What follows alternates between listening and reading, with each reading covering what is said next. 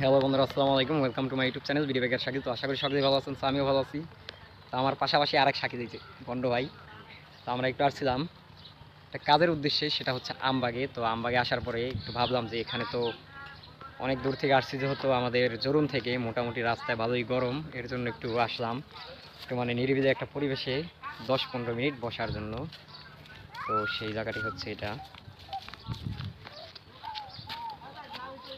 তো মোটামুটি পুরোটাই খোলামেলা গ্রামের মতো একটা পরিবেশ।